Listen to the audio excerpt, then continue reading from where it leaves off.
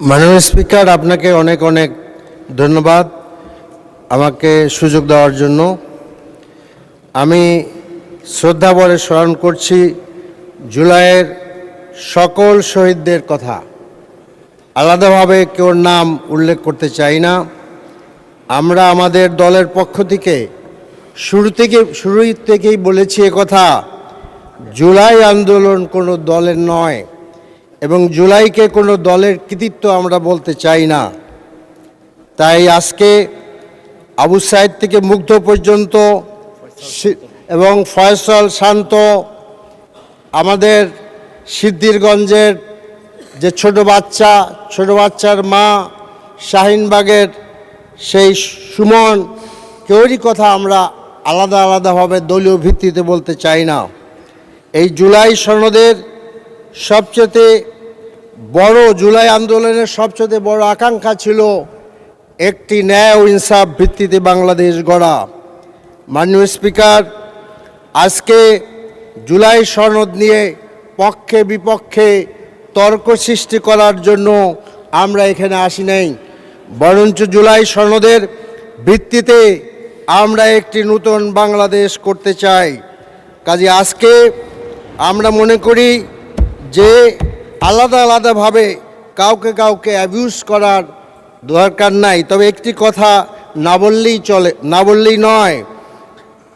আমাদের মাননীয় সংসদ সদস্য আন্দালিব রহমান পার্থ, তিনি এখানে নাই, তিনি জামাতের নাম ধরে অ্যাবিউজ করেছেন। আমি মনে করি এটা ঠিক করেননি।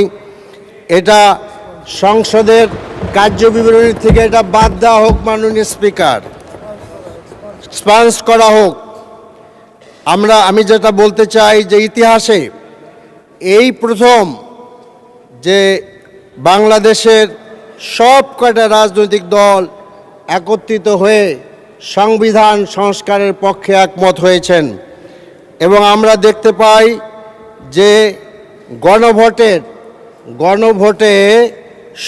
প্রায় 70% লোক এই সংস্কারের পক্ষে মত দিয়েছেন। মাননীয় স্পিকার, আজকের এই গণভোটটা আজকে নতুন নয়। জিয়াউর রহমানের সময়ও একটা গণভোট অনুষ্ঠিত হয়েছিল, সেদিকে আমি যাচ্ছি না। কাজে আজকে জন আকাঙ্ক্ষার সবচেয়ে বড় ক্লিয়ার মেসেজ হলো যে আজকে আমরা নতুন একটি সংবিধান, নতুন একটি বাংলাদেশ আমরা করতে চাই। মাননীয় স্পিকার, আমি আশা করি যে আমাদের এই যে 13তম জাতীয় সংসদ, এই জাতীয় সংসদ এদেশের মানুষের আশা আকাঙ্ক্ষাকে অবশ্যই বাস্তবে রূপ দিবেন। আন্দালিব রহমান পার্থ, মাননীয় সংসদ সদস্য, তিনি বলেছেন আমরা কেন বিপ্লবী সরকার গঠন করলাম না। বিপ্লবী সরকার সম্পর্কে আমাদের ছাত্রদের বক্তব্য আছে, হাসানাত হয়তো সময় থাকতে বলতে পারত। এবং আমার কাছে মনে হয় জাস্ট আমি স্মরণ করে দিতে চাই যে ক্যান্টনমেন্টের ওই আলোচনায় আমরাই, মাননীয় স্পিকার, সবচেয়ে শেষে গিয়েছিলাম যখন সব কথা শেষ হয়ে গিয়েছিল। মাননীয় স্পিকার, আমাদের মাননীয় আমির সেই দিন রাষ্ট্রপতি ভবনে, বঙ্গভবনে তিনি বেগম জিয়ার মুক্তির ব্যাপারে তাৎক্ষণিক সিদ্ধান্ত দেওয়ার জন্য চাপ দিয়েছিলেন, সে কথা ইতিহাসে লেখা আছে। কাজে আজকে আমাদের যেসব বিষয়গুলো গুরুত্বপূর্ণ, সেই বিষয়টা হলো যে প্রধানমন্ত্রী যেন একছত্র আর নতুন হাসিনা হয়ে যেতে না পারে। এই জন্য প্রধানমন্ত্রীর এবং রাষ্ট্রপতির আপনার এই ভারসাম্য থাকতে হবে ক্ষমতার মধ্যে। কেয়ারটেকার সরকার নিজের ইচ্ছা মতন করলে চলবে না, তারও একটা বিধি ব্যবস্থা থাকতে হবে। আজকে আমরা মনে করি যে নির্বাচন কমিশন যেভাবে একের পর এক আজকে প্রশ্নবোধক নির্বাচন করেছেন, সেই বিষয়টা যদি আমরা বন্ধ করতে চাই, সেখানেও বিধি ব্যবস্থার পরিবর্তন আনতে হবে। দুর্নীতি কমিশন গঠনের ব্যাপারে বিধি ব্যবস্থার পরিবর্তন করতে হবে। বিচার বিভাগের স্বাধীনতা নিশ্চিত করতে হবে। বিচার বিভাগ যেন আর ওই আপনার দলকানা লোকের দ্বারা গঠিত না হয়। কাজে আমি মনে করি যে এখানে আজকে বিতর্ক। ধন্যবাদ মাননীয় সদস্য।